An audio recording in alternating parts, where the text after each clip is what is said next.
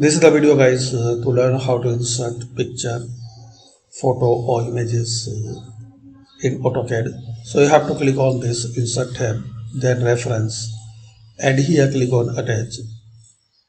Now browse the picture in your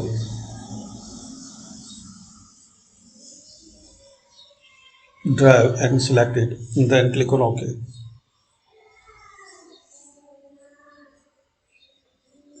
Now keep anywhere in your document.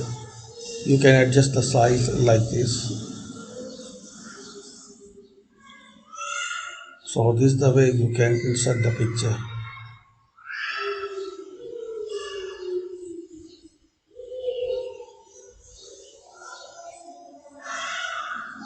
So there is the option the attach.